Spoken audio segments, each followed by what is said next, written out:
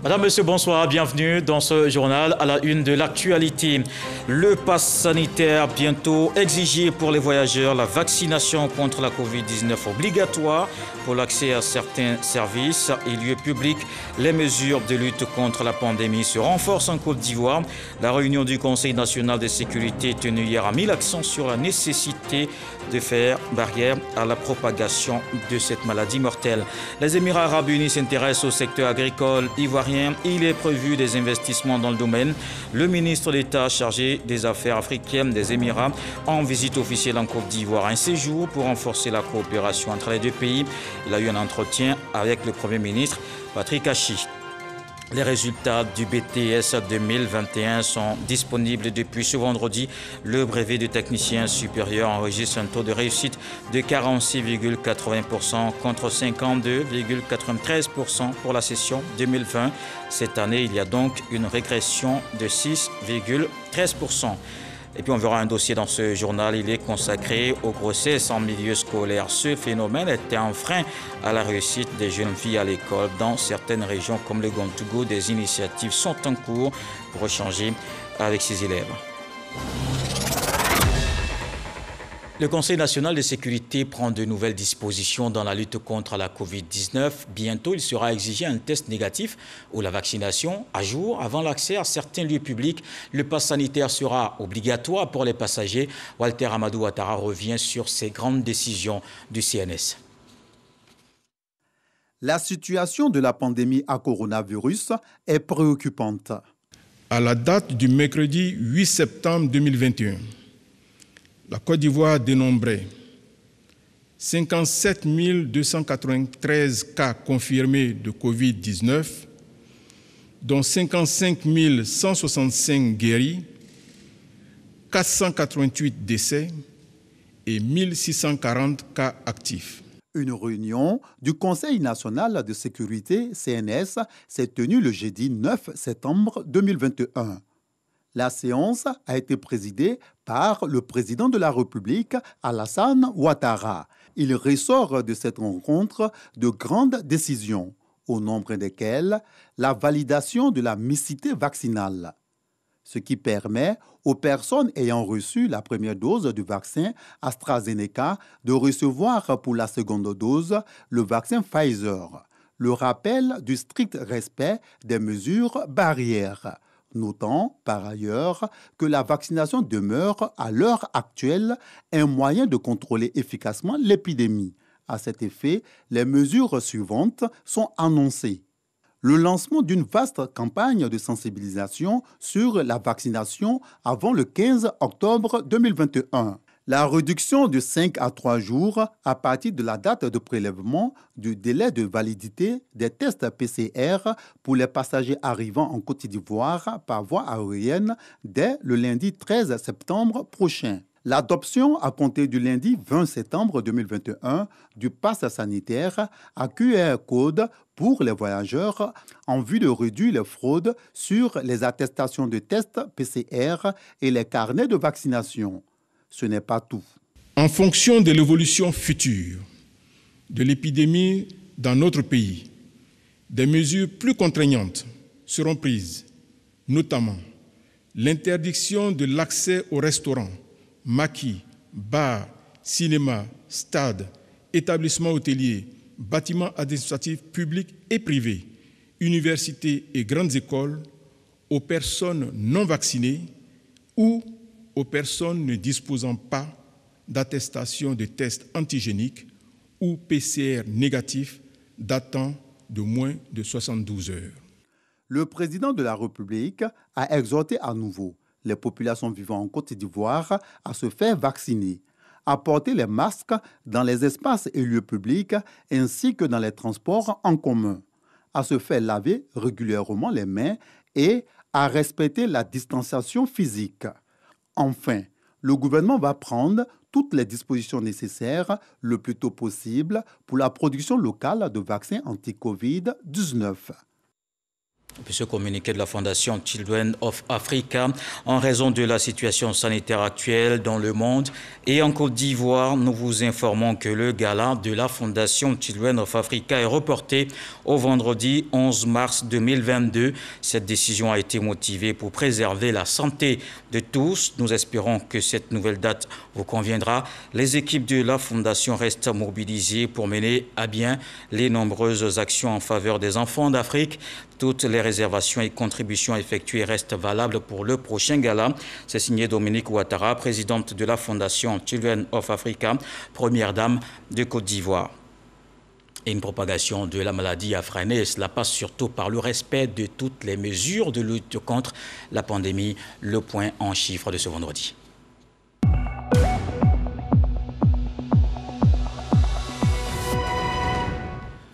Le ministère de la Santé, de l'Hygiène publique et de la couverture maladie universelle a enregistré ce vendredi 174 nouveaux cas de Covid-19, 228 guéris et 3 décès. La Côte d'Ivoire compte donc 57 598 cas confirmés, dont 55 565 personnes guéris, 495 décès et 1538 cas actifs.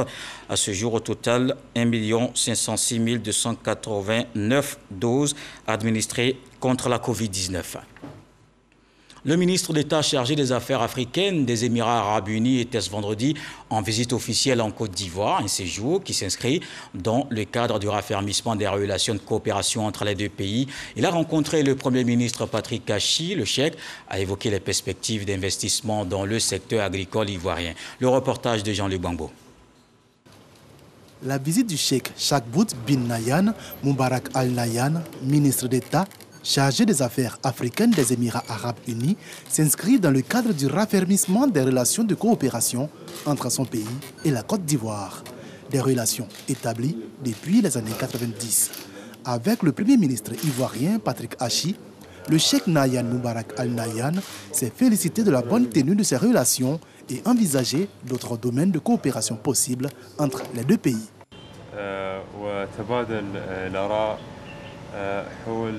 Nous avons échangé sur la nécessité de consolider les relations entre les Émirats arabes unis et la Côte d'Ivoire et surtout d'établir un partenariat gagnant-gagnant pour nos parents, nos populations, n'est-ce pas, des Émirats arabes unis ainsi que nos populations de la Côte d'Ivoire. Nous attendons dans un avenir proche à établir donc des négociations entre nos deux pays afin de déboucher sur des projets concrets qui seront donc, je dirais, utiles pour nos deux peuples. Avant la primature, le Cheikh Nahyan Moubarak Al Nahyan s'est entretenu avec le ministre d'État, ministre de l'Agriculture et du Développement rural. Kobena Kwasi Adjoumani a présenté à la délégation les atouts de l'agriculture ivoirienne et les raisons d'y investir. Le ministre nous a ouvert la voie pour vraiment aller d'abord aux Émirats, discuter avec les opérateurs qui veulent investir en Côte d'Ivoire, présenter tous nos projets. La Côte d'Ivoire doit être une plaque tournante à partir de laquelle nous allons transformer nos produits au niveau local et les exporter dans les autres pays. La Côte d'Ivoire entend ouvrir un bureau du Conseil Café-Cacao aux Émirats arabes unis et faire de ce pays le centre de sa politique agricole au Moyen-Orient et en Asie. Le ministre du Tourisme, qui a également pris part à ces échanges, a levé un coin de voile sur les prochains chantiers d'investissement émiratis dans le secteur touristique ivoirien. Le Premier ministre Patrick Kachi a aussi présidé une séance de travail avec une délégation du C2D. La Côte d'Ivoire et la France finalisent les négociations sur le 3e contrat de désendettement et développement. La délégation était conduite par l'ambassadeur de France, Jean-Christophe Béliard. Les deux parties, les parties ivoiriennes et françaises, partenaires du 3e CEDD, s'accordent sur les secteurs prioritaires à financer ainsi que les dotations budgétaires nécessaires. Il est prévu un financement estimé à 751 milliards de francs CFA dans le cadre de ce programme. Et puis ce message de l'état-major général des armées. Dans la nuit du jeudi Au vendredi 10 septembre 2021, un hélicoptère d'attaque Mi-24 de l'armée ivoirienne en mission de reconnaissance sur la ligne frontière nord a perdu tout contact avec la station de contrôle. Les recherches entreprises ont permis de localiser l'aéronef qui s'est écrasé à 2 km au nord de la localité de Togo-Lokaï dans le département de Téini en République de Côte d'Ivoire. Les 5 occupants ont tous péri dans cet accident.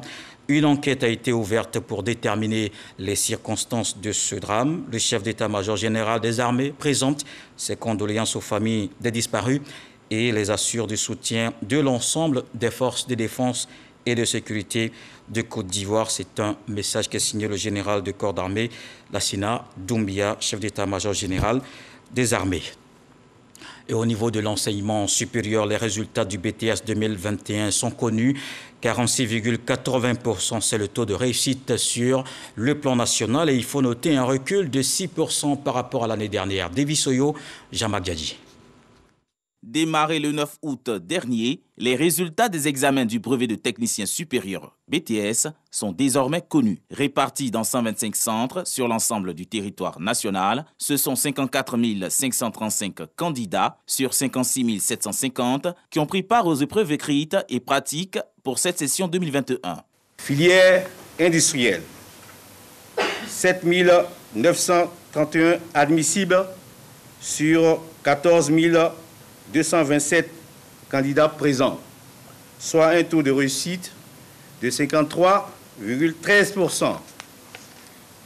Filière tertiaire, 17 794 admissibles sur 39 608 candidats présents, soit un taux de réussite de 44,42%. On note donc pour cette session 2021, un taux de réussite global de 46,80% contre 52,93% pour la session 2020, soit une régression de 6,13%. Les résultats sont disponibles en ligne. Pour les réclamations, les candidats disposent de 3 jours à compter du samedi 11 septembre pour introduire leurs réclamations. Pour poursuivre cette démarche, ils devront imprimer leur relevé de notes en ligne uniquement sur le site www.examenbts.net et faire leur réclamation sur le même site. Et au niveau de la formation professionnelle, c'est plutôt le retour en classe. Les acteurs et les partenaires peaufinent les objectifs de la nouvelle rentrée. Au lycée technique ce vendredi, le ministre Kofi Nguessan a ouvert l'année académique 2021-2022. Des innovations annoncées pour que ce secteur soit un levier du développement du pays. Eugène Atoubé. Rien ne sera plus comme avant dans l'enseignement technique et la formation professionnelle à compter de cette rentrée académique 2021-2022. Le ministre de tutelle a décliné devant les acteurs et partenaires de ce secteur les grands axes de sa stratégie. Il s'agit de relever de nombreux défis qui sont, entre autres, la mise à niveau et l'équipement des plateaux techniques des établissements, la mise en place d'un dispositif pérenne de formation par apprentissage, l'implication plus accrue du secteur privé dans tout le processus d'éducation et de formation, la création d'incubateurs dans les établissements de manière à développer les capacités d'entrepreneuriat et d'innovation chez les apprenants. C'est une véritable rupture qui va s'opérer avec Kofi Nguessan dans l'enseignement technique et la formation professionnelle.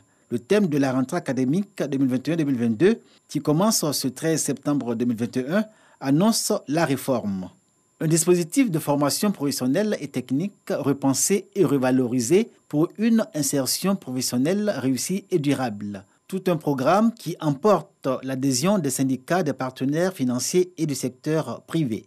Ce chantier est d'autant plus important qu'il est en lien très étroit avec les objectifs du gouvernement, notamment le programme Vision 2030, qui prévoit notamment de doubler le PIB par habitant, de réduire la pauvreté de moitié et de créer 8 millions d'emplois. Nous pensons que l'État doit vous donner les moyens de vos ambitions et des ambitions que vous nourrissez pour la formation technique et professionnelle. Ce sont des actes concrets que le secteur privé attend depuis plus d'une décennie. Le nouveau système de la formation technique et professionnelle fait de l'adéquation formation-emploi un de ses axes majeurs. Le ministère en charge de la jeunesse et celui de la formation professionnelle relèvent l'opportunité qui s'offre aux jeunes de Côte d'Ivoire, quel que soit leur niveau d'instruction. Dans les pays comme la Suisse, l'Allemagne et le Maroc, qui ont réussi à y attirer environ 75% des jeunes, un travail en synergie avec les organisations du secteur productif ainsi que les collectivités territoriales s'effectue pour favoriser une formation professionnelle adéquate et de qualité et une offre d'apprentissage tout le long de la vie. Dans sa nouvelle dynamique, la formation professionnelle va intégrer désormais le DTS, diplôme de technicien supérieur, et offrira l'opportunité aux élèves des classes de CM2 de développer et de valoriser leurs talents à travers les classes de CAP préparatoires. Il est encore envisagé de créer un lycée professionnel et technique dans chacun des 14 districts que compte la Côte d'Ivoire. Et c'est aussi la rentrée au niveau de l'éducation nationale, la traditionnelle réunion avant l'ouverture des salles de classe tenues aujourd'hui à Bouaké. La ministre de l'Éducation nationale et de l'alphabétisation annonce 3 principales mesures: le retour de la dictée et des coefficients, la suppression des frais COJES. Le reportage de Soro Corona. La rentrée scolaire 2021-2022 aura lieu le lundi 13 septembre prochain. Avant cette date, la famille éducative se retrouve à Bouaké pour la traditionnelle réunion des rentrées. Rencontre qui permet à la ministre de l'Éducation nationale et de l'alphabétisation de donner les orientations et autres mesures pour une année scolaire réussie. Pour les états généraux de l'éducation en cours, Mariatou Kone a relevé quelques mots qui plombent l'école ivoirienne. Les évaluations du PASEP 2019 relèvent de fortes insuffisances en lecture. La Côte d'Ivoire figure également au rang des pays où les élèves connaissent de très grandes difficultés en mathématiques, pouvant exposer à un décrochage scolaire. Pour corriger ces faiblesses et surtout rendre le système éducatif ivoirien performant, 3 mesures majeures seront appliquées cette année. En un, du rétablissement de la dictée. En deuxième position, du rétablissement des coefficients par discipline dès le premier cycle. C'est la 3e mesure, l'instauration d'une évaluation annuelle des établissements privés. Suppression des frais de COJES, frais qui seront supportés par l'État du Côte d'Ivoire et les collectivités décentralisées. Une enveloppe supplémentaire de 18 milliards de francs CFA vient d'être dégagée en soutien au COJES. Cette somme a été dégagée pour réunir les conditions nécessaires à une rentrée scolaire paisible et sereine. À ces mesures viennent s'ajouter la création des centres d'alphabétisation dans toutes les écoles et surtout l'interdiction des ventes d'alcool aux alentours des établissements scolaires. Mariatou Kone a également lancé la campagne de vaccination contre la Covid dénommée Zéro Covid à l'école. Une campagne qui a débuté avec la DRENA de Bouaké et va s'étendre à toutes les directions régionales du pays. Des mesures saluées par les acteurs de l'éducation. Nous saluons toutes ces mesures que Madame le ministre vient d'annoncer. Mesures qui visent à réhabiliter certaines dispositions. Nous nous engageons au niveau de notre association d'exécuter à la lettre tout ce que Madame le ministre a donné comme recommandation. 50 motos ont été distribuées aux inspecteurs et aux lauréats du concours Les bonnes pratiques pédagogiques. Soyons des citoyens responsables pour une éducation de qualité, thème de cette année scolaire. Et on reste à Bouaké. Charles Tatou nous apprend que les inscriptions à la maternelle et au CP1 ont pris fin aujourd'hui. Il a fait le tour de plusieurs établissements dans la ville. On le verra dans son reportage, ce n'est pas encore la grande affluence. Depuis le lundi 2 septembre, les inscriptions à la maternelle et au CP1 ont effectivement démarré à Bouaké comme dans les autres villes du pays. Mais ces inscriptions ne connaissent pas d'affluence.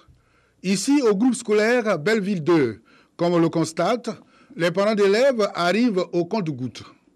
Alors aujourd'hui, nous avons eu 26 inscrits, mais à côté de ça, nous avons déjà recruté des élèves maternels au nombre de 60 jours à venir. La population va vraiment sortir. Ce manque d'affluence, certains parents d'élèves l'attribuent aux pluies diluviennes qui s'abattent sur la ville depuis fin août. D'autres, par contre, défilent dans les écoles pour de simples renseignements. J'étais là depuis 8 heures sur la pluie, mais ça se passe bien. suis venu ce matin pour pouvoir inscrire mon enfant au CP1. On vient avec les dossiers, on dépose et puis bon, c'est tout quoi. Particularité cette année, les inscriptions gratuites peuvent se faire avec ou sans extrait d'acte de naissance, soutiennent les responsables locaux de l'éducation nationale et de l'alphabétisation. Pour le recrutement au CP1, la fourchette d'âge s'établit entre 6 et 9 ans. Mais la priorité est faite aux plus âgés parce que ceux-là ont déjà raté la possibilité de s'inscrire un peu plus tôt. Donc on les priorise.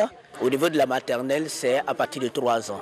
Les documents qui sont demandés aux parents d'élèves, c'est l'extrait de date de naissance de l'enfant si l'enfant possède un extrait de naissance. Mais s'il n'en a pas, on inscrit quand même l'enfant tout en exhortant le parent à l'établissement de cet extrait de date de naissance. Depuis la décision de la gratuité de l'école, il n'y a pas de frais à payer au niveau de l'inscription et du recrutement au CP1. Il ne faudrait pas attendre le 13, qui est la date du début effectif des cours, pour venir envahir la cour des établissements, parce que cela va nous amener à une perte de quantum horaire. Et il est bon que les enseignements puissent se donner dès le premier jour pour permettre aux élèves d'avoir une assise en termes d'apprentissage. La rentrée scolaire 2021-2022 est prévue pour le lundi 13 septembre. Et dans le secteur éducation, s'il y a un phénomène redoutable, ce sont bien ces grossesses en milieu scolaire, un frein à la réussite des jeunes filles à l'école. Dans la région du Gontougo, tenez-vous bien, plus de 400 cas enregistrés l'année dernière. Pour adresser la question, des cadres d'échange et de conseils sont initiés. On les appelle les espaces sûrs. Grossesse en milieu scolaire, la lutte s'intensifie. C'est le dossier de ce soir avec Éric Goré. Ambiance détendue et bon enfant. Nous sommes dans une salle de classe du lycée municipal de Tanda. Roselyne Kamélan, enseignante et mentor, anime la causerie. Ce matin, nous allons parler des mariages précoces et de leurs conséquences. D'accord? Selon vous, qu'est-ce qu'un mariage précoce? Un mariage précoce est un mariage qui intervient avant l'âge de 18 ans. Très bien, Bapoué. Ce cadre d'échange, de confidence et de convivialité est appelé espace sûr. En tant que mentor, nous avons pour mission d'organiser les groupes, animer les différentes sessions et surtout être un modèle, une amie, une conseillère et une confidente pour les jeunes filles. Les espaces sûrs visent à lutter contre les grossesses en milieu scolaire et aident les jeunes à aller au bout de leur cursus. Le but même du projet, c'était de maintenir la jeune fille en vie et à l'école jusqu'en 3e.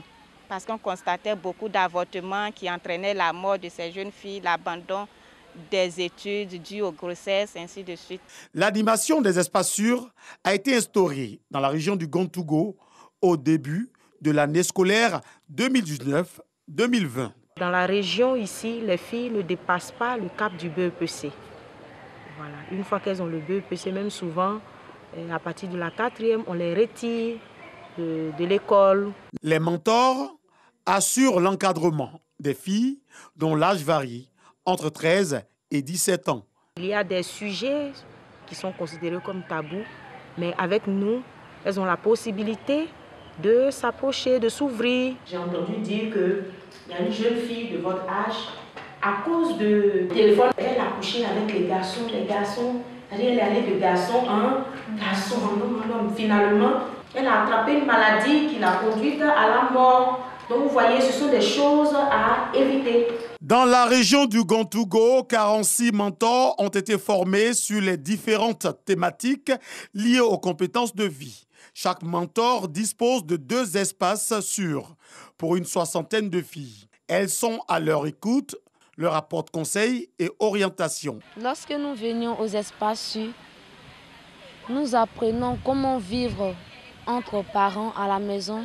Nous apprenons aussi comment éviter les grossesses précoces et nous abordons un sujet pour communiquer entre nous. Pour susciter l'intérêt des filles et créer l'engouement autour des espaces sûrs, un volet appui alimentaire y a été associé. Nous avons mené une lutte contre les grossesses en milieu scolaire pendant 5 ans. Cette lutte-là nous a permis de comprendre beaucoup de choses.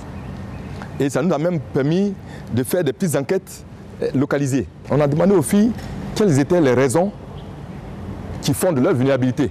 Le repas de midi a constitué pour les filles une des raisons.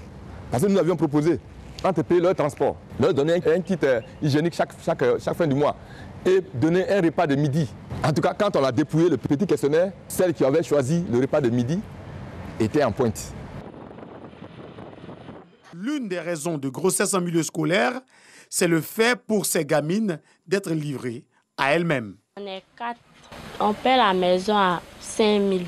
La maison est très petite, on est coincé, il n'y a pas assez de place. On est obligé de sortir, étudier au dehors. Il y a une de mes élèves qui se scolarise elle-même. Comment une fille qui est mineure peut se scolariser? Donc ça veut dire qu'elle est obligée soit de se prostituer, de se donner à des hommes. Manger, se déplacer ou encore avoir de quoi s'acheter un coton hygiénique peut s'avérer problématique. C'est vrai, on leur enseigne des valeurs, mais ne dit-on pas qu'un ventre qui a faim n'a point d'oreille. Elles ne peuvent pas, même si elles suivent, mais une fois dehors, elles préfèrent aller vers les jeunes garçons qui ont des petits métiers pour pouvoir avoir de quoi manger. Si elles ont faim, franchement, je ne pense pas qu'on puisse avoir notre objectif, qui est 0 grossesse en milieu scolaire.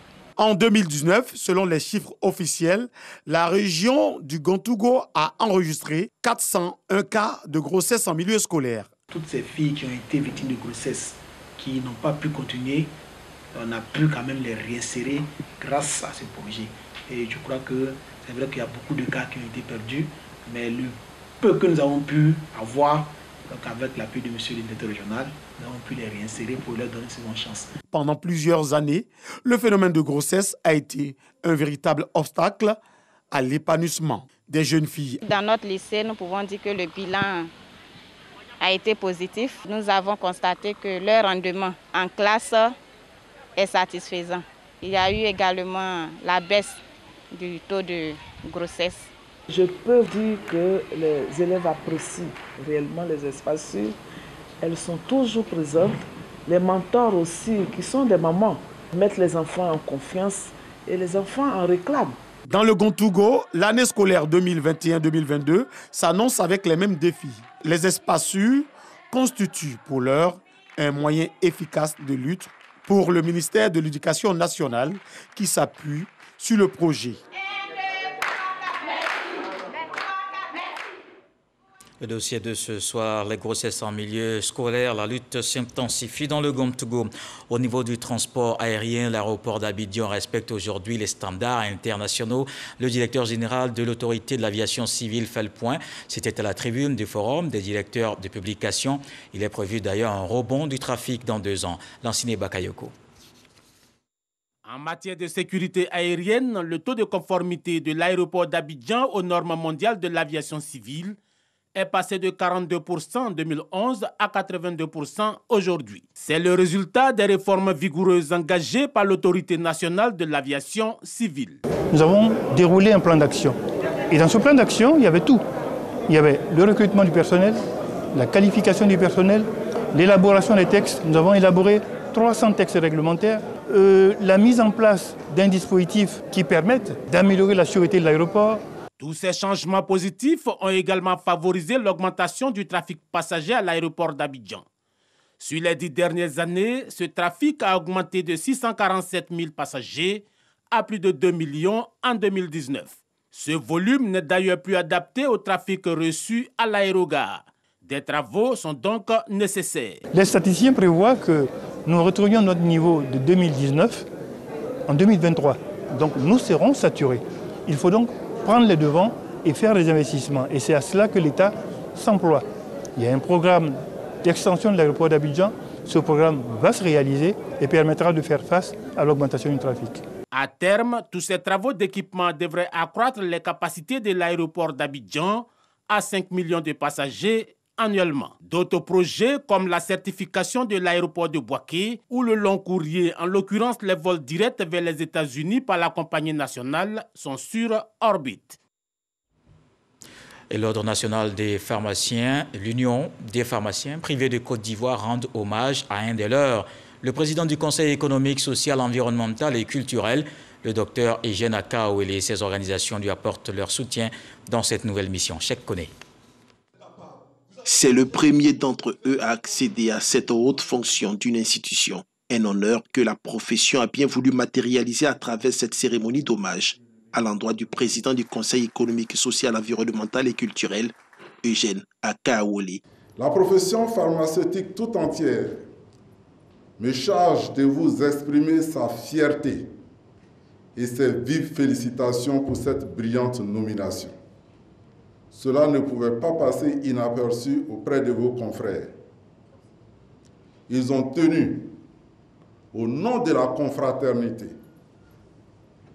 à vous témoigner leur admiration à travers cette modeste cérémonie d'hommage. Un de nos maîtres de la faculté de pharmacie d'Abidjan avait pour coutume de dire que le pharmacien était un polytechnicien aux connaissances pluridisciplinaires. Eh bien, avec celui que nous célébrons ce matin, nous en avons la preuve vivante. Heureux de retrouver ses pairs avec qui il partage la même passion de la profession pharmaceutique, le président Akaouele a exprimé toute sa gratitude pour l'honneur qui lui est fait. Chers confrères, je suis particulièrement sensible à toutes vos marques d'affection et à votre générosité de cœur exprimée à travers votre précieux présent qui m'a été offert. Je voudrais vous assurer que je continuerai avec vous dans les nouvelles charges qui sont les miennes, incluant les thématiques sociales, éducation et santé.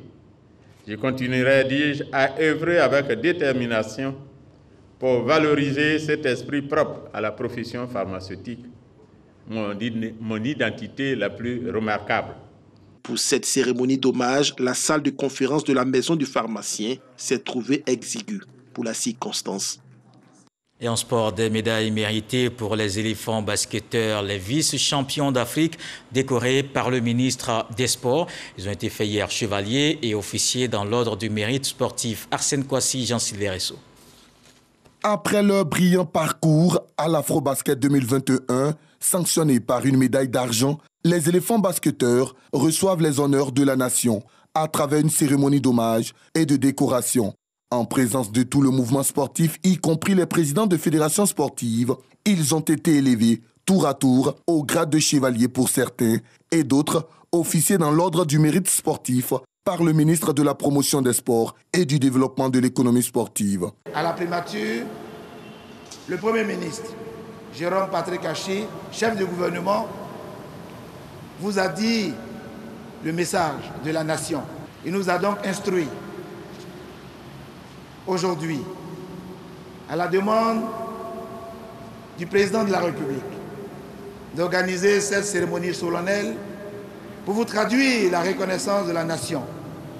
Et comme il fallait s'y attendre, à l'issue de cette sympathique cérémonie d'hommage et de décoration, les émotions étaient perceptibles au niveau des vice-champions d'Afrique. Je suis très content parce que j'ai été honoré ce jour de la main du ministre des Sports et de l'économie sportive, Paulin Dao. Donc c'est une fierté pour moi. Cette décoration, elle est symboliquement très importante pour nous. C'est plus important que tout l'or du monde. Autre temps fort de ce moment historique, les pachydermes ont remis le maillot du ministre Paulin-Claude Dao, suivi de quelques lancers francs en symbiose avec ses protégés. Et le moins que l'on puisse dire, les héros de Kigali peuvent avoir le sentiment du devoir accompli en attendant la première phase des éliminatoires de la Coupe du Monde 2023 qui se disputera du 22 novembre 2021. Mais bien avant ces échéances, la Côte d'Ivoire sera à l'honneur à l'Afro-Basket Dames 2021 à Yaoundé au Cameroun du 18 au 26 septembre, dont le passage de témoins s'est fait entre les vice-champions d'Afrique et les dames. Et le FEMUA 13 se poursuit. Deuxième soirée de concert aujourd'hui. Hier, c'est sous la pluie que les artistes se sont succédés sur la scène. Flobi, Ariel Chenet, Sombi l'ont fait vibrer. Les festivaliers, un spectacle devant un public resté debout jusqu'au petit matin. C'est un reportage de Sèche par comme Didi Issa Tionayo. Mbalkori, INJS, Institut national de la jeunesse et des sports. Première soirée des concerts du FEMIA 13. Une brochette d'artistes d'ici et d'ailleurs égaye le nombreux public malgré la pluie.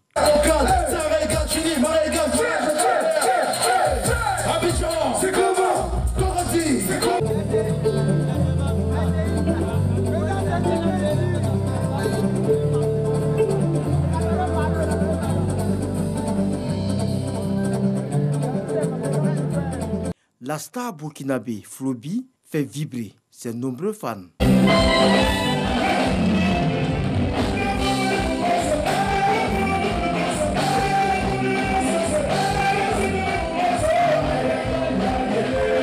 Je suis venu pour soutenir le Baba, Flobi, le Nong Naba, le Kirikou d'Africa.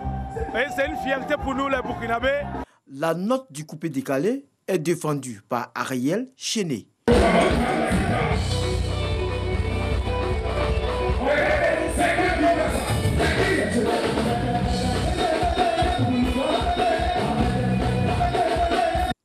Soumbil apporte la note zouglutique.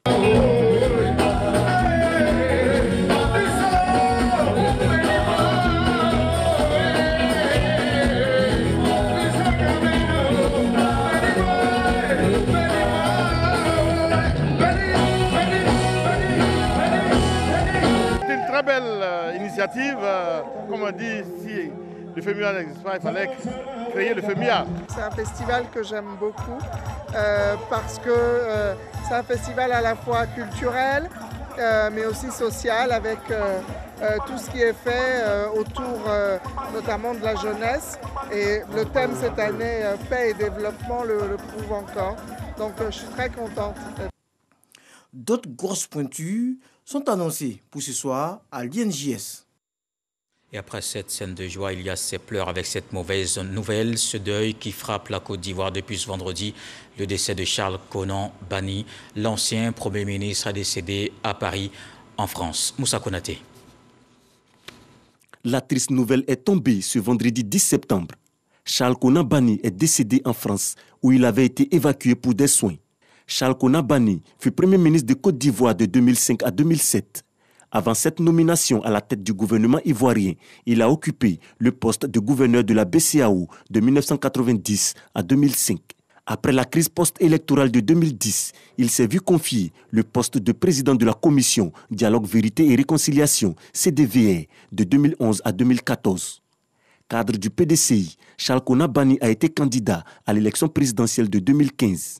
Économiste de formation, il commence sa carrière professionnelle à la Caisse de stabilisation Caisse Stable en 1969. En tant que chargé de mission, en 1976, il entame sa carrière de banquier à la BCEAO. 10 ans plus tard, il devient le directeur national de la BCEAO. Charles Konan Banny est né le 11 novembre 1942 à Divo, région du Lodjibois. La Côte d'Ivoire vient ainsi de perdre un de ses valeureux fils. Je vous donne la réaction du président de la République. J'ai appris avec tristesse le décès de mon ami et frère Charles Konan Banny, ancien Premier ministre, ancien président de la Commission Dialogue, Vérité et Réconciliation, CDVR, et ancien gouverneur de la Banque centrale des États de l'Afrique de l'Ouest, la BCEAO. Je rends hommage à un grand serviteur de l'État, une personnalité politique de premier plan dont la contribution à la réconciliation nationale a été importante. Je présente mes condoléances les plus attristées à son épouse, à ses enfants, à sa famille ainsi qu'à tous ses proches. Que son âme repose en paix. C'est signé Alassane Ouattara, président de la République. Et la coordination RHDP de Cocody rend hommage à Ngouan Kamatias, l'ancien maire de la commune de Cocody, est décédé le 4 septembre dernier des suites d'une maladie. Sa famille politique, le RHDP, se souvient de son engagement au service du parti. Une cérémonie pour saluer sa mémoire. On retrouve Moussa Konaté. Il était depuis 2019 le président du conseil d'administration de la Poste. Il fut maire de la commune de Cocody de 2013 à 2018. Ngouan Kamatias est décédé le samedi 4 septembre dernier. Avant l'ultime séparation, sa famille politique, le RHDP, lui rend hommage. Papa Ngouan a fait de moi ce que je suis aujourd'hui. Il m'a encadré. Il a encadré mes premiers pas en politique. Il a toujours cru au président Alassane Ouattara parce que pour lui, il était son mentor. Toutes les petites mosquées se souviendront de Ngouan Kamatias. Tous les imams sauront qu'il y a eu un maire qui les aimait et qui les pratiquait. Dieu saura lui rétribuer tout le bien qu'il a fait à Cocody. Généreux, sage et engagé, de nombreux témoignages sur le vécu de l'illustre disparu. Pour la coordination RHDP de Cocody, c'est une grande perte pour le parti. C'était un militant courageux, venu du PDC-RDA, qui est venu avec beaucoup de courage et qui a animé le parti, parfois dans des conditions très difficiles, mais qui a surtout encadré les jeunes. Qui a encadré les jeunes et qui avait déjà très tôt compris ce que le président Alassane Ouattara appelle le passage de témoin à une nouvelle génération. Nous avions l'obligation, nous avions le devoir moral de rendre hommage à Ngouan Aka Mathias. Ngouan Aka Mathias sera inhumé ce samedi 11 septembre dans la stricte intimité familiale. Et dans le reste de l'actualité, une délégation de la CEDEAO était en Guinée ce vendredi. La mission a rencontré le nouvel homme fort du pays, le lieutenant-colonel Mamadi Doumbouya et aussi Alpha Condé. Il se porte bien, rassurent les émissaires. À son tour, l'Union africaine suspend la Guinée après ce coup d'État. Comme les dirigeants ouest-africains, l'UA n'a prononcé aucune sanction économique. Elle demande par ailleurs à l'ONU d'approuver le communiqué final de la CEDEAO. Voilà qui met un terme à ce journal. Merci de l'avoir suivi ce soir. Le sage nous apprend qu'une seule main ne peut cerner le tronc du baobab. Dieu le voulant, on se retrouve demain.